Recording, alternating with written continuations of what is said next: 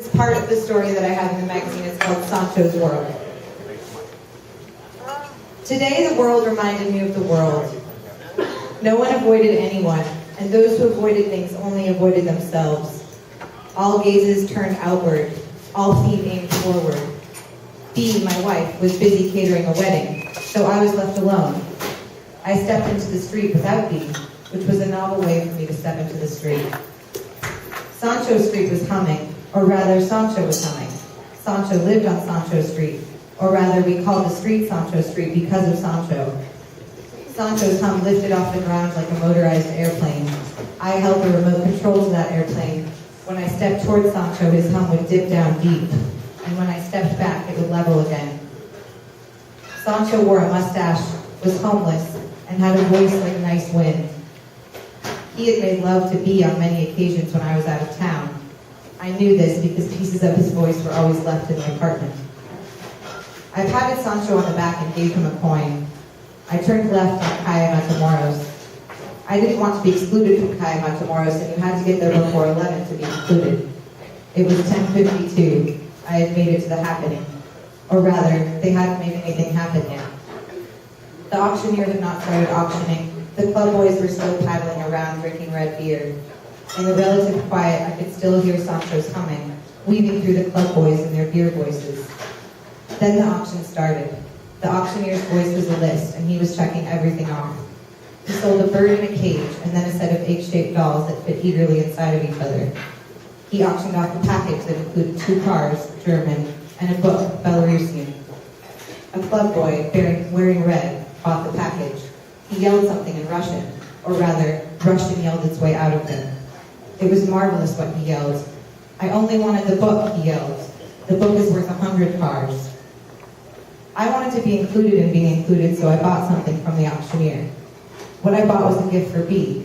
It was a world, or rather, it was the world condensed into a world. It was a globe. The Russian boy cheered me on. He bounded up to me and spun the globe. Then he spun out of control. He splashed his red beer around like blood. He danced Slavically. I quickly left Calle Matamoros as the club boy sped off in his lapel. Everybody loved my globe. It attracted audiences of all kinds, especially kids who yanked their mother's hands and begged to have a spin. Italian mothers pleaded with their eyes. Please, the mother said, let my kids spin your globes just this once. Because if you don't let my kids spin your globe, he'll look cranky while I'm cooking ravioli, and his tears will get into the pasta water. And his dad will get home and say the pasta is too salty. He'll say, cazzo, cose fai? He'll refuse to eat the pasta and smoke cigarettes instead, and turn away from me in bed, and then he'll tell his mother, and it won't be invited back to Umbria. Our summers will be shot. Our child will not know his grandmother, his country, the importance of his ancient roots, if you do not let my kids spin your globe. So of course I let them. Their fat fingers landed on any country. They always said, so this is where I was meant to go. I held my globe close, wiped the grease from Argentina, noted a smudge of something on Rwanda down my finger on it, tasted it, wondered if I was meant to go there or there. I turned a corner, stopped. I held the globe with 2 hands, kissed New York, said out loud, nothing's going to get in my way. A Chinese woman with many plastic bags got in my way. The plastic bags were as pink as her bonnet, or rather her bonnet, a scarf really, was as pink as a sunset. This pink color reminded me of Bee's ears when she was embarrassed. Thinking about Bee's ears, I grew embarrassed. I used the globe to cover my crotch. I smiled at the Chinese lady. She pulled a tangerine from her plastic bag, held it up next to my globe, and laughed. All the same, she said in Chinese, it's all the same. I went to the waterfront. The water swayed bashfully in front of the waterfront. Or rather, the water seemed to be getting undressed. It was coming forward and revealing something indecent, and then retreating again. Again I held the globe in front of my crotch. The water sounded like Bee when she slept, and I always got embarrassed when Bee slept. Then a body appeared in a bodysuit, a tight one, black and slick. The suit covered the whole body except for the eyes. Hey, the suit said, sticking out a wet finger. Isn't that Sancho's globe?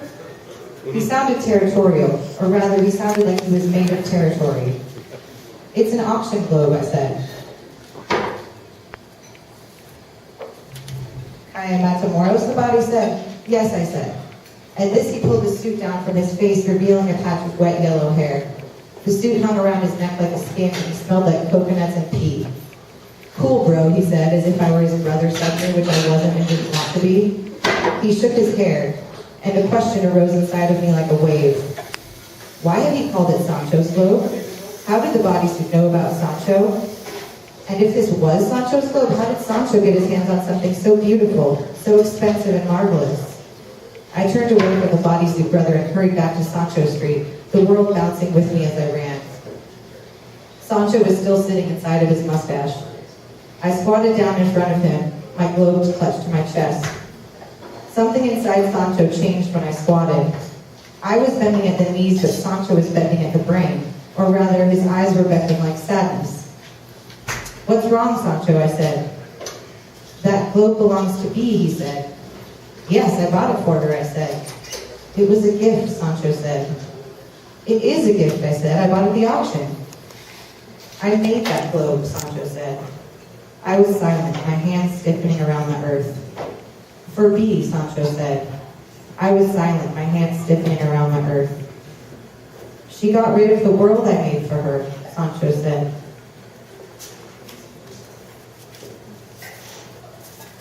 Now I was stiffening my teeth. I imagined Sancho in the apartment with his shoes off. I imagined Sancho making the globe with paper mache, spitting on countries to make them shine. I imagined Sancho dancing Slavically, petting an Italian mother, helping the Chinese with their plastic bags. I imagined Sancho and Bee at the waterfront, undressing for each other, spinning, with fireflies. There would be fireflies for them, wouldn't there? There would be a moon, wouldn't there? The man in the bodysuit had seen them, hadn't he? The world had seen them, hadn't it? The globe started to spin without anyone touching it.